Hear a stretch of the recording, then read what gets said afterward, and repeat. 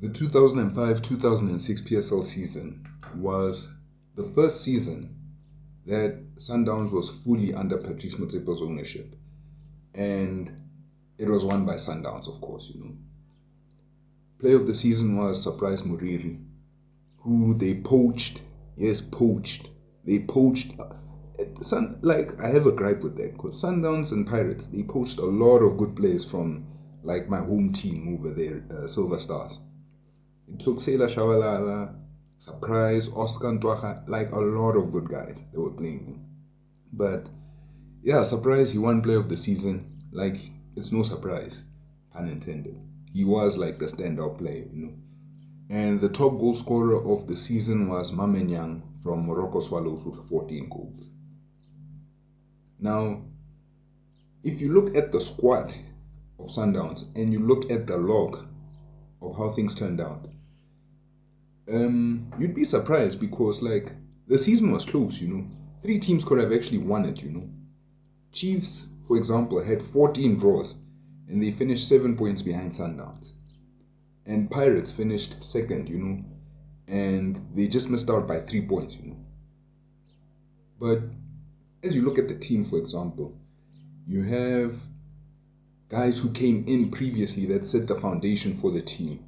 Guys like Spiderman, Brian Baloyi, who at this point was still a top-notch keeper, You had David Kanameyer, was a good left back for Kaizer Chiefs. Mary, Dylan Shepherd came this season. Taviso Ramile, sorry. I'm thinking of Taviso Ramile. Taviso Ramile, he came in last season. There was Ezrom who came, Surprise as I said, Josta Tlatla. Like a lot of good players, And then this season they added on with guys like, Dylan Shepherd, Robin Johannes, Benson Mhlongo. Underrated player. Benson Mhlongo was a beast. Like he was a proper defender, a proper defensive midfielder. That they later converted into a centre back, but he was a proper midfielder. Guys like Jabulani Mendu, the corners, the capstone for Swallows. He was like a proper midfielder, like Godfrey Sapula. He was actually like in the mold of Godfrey Sapula, even with the dreads and everything. It's kind of weird, but Then they brought in Jose Torreabla. We all know what he did, Played for Sundowns, then he went to Chiefs, he still did magic. Lerato Chabangu, who they got from UP, and he was still young and he was killing it. And, Ndlovu. Ndlovu, the previous season, if I remember correctly, he scored 17 goals, which is like, it would be fantastic. It was a fantastic season. It's just that, like, for him, it was unfortunate because he shared it in the same season that Ndlovu scored 35 goals, And on a side note, I have a story about Ndlovu, but we'll get to that. And, adding all those guys along with a core that was already there of guys like Michael Manzini, Clement Mazuvoko, Godfrey Sapula, Peter Ndlovu, and Sheikh Sungwenya. It was a proper squad. Like, it was like a solid foundational squad, like that. It was a high floor with the potential of an even higher ceiling, if you get me. Sundowns scored the most goals with 45, followed by SuperSport, who scored 43 but finished 7th. And they conceded the least amount of goals with 19. So as I said, like, immediately as Patrice came in, like, Sundowns were already a proper team, to the detriment of other teams, as we'll see as we further go down. Especially Swallows, because Swallows, you had Jabulani Mendu and Ndlovu, who are like really proper players over there. And speaking of Ndlovu, let me get to my story. This is a personal story. Now, he's gonna hear this. If he does, by the 1,000,001 chance that he hears this, he'll probably say that it never happened. But like, I promise to God, this happened. So, where we stayed back in the day, at my timer's place, at my father's house, like back home, it was a corner house, right? Joining the main road. So, on this particular day, my uncle, he'd come to visit, right? So he parked. This was before, like, my timer, he built a wall around the corner house. So it was just like an open area leading to the porch and the like entrance of the house, you know. So my uncle parked his car there at the driveway. I'm like, okay, sharp. My room is here. You know what? Let me wash your car. Let me wash my timer's car. Pull out my timer's car. I park it alongside. Open the doors. You know, start playing sound. I start washing the car over there.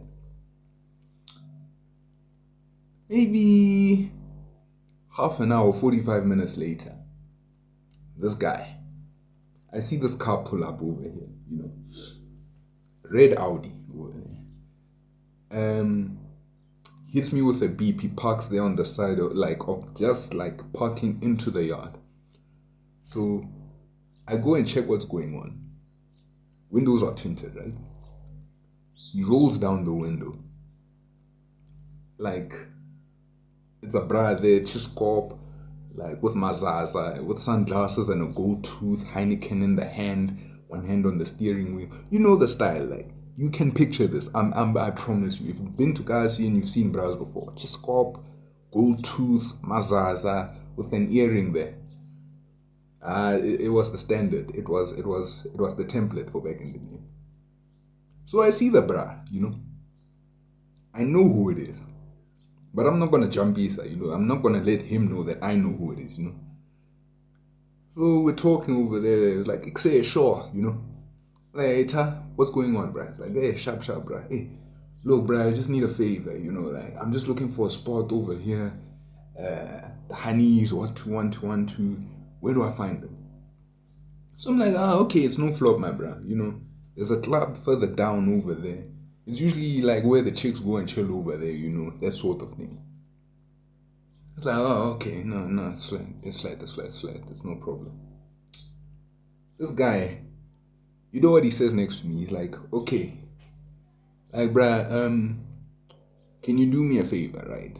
I'm like, yeah, okay, what's going on? So he's like, okay, can you wash my car for me? I'm gonna go that side.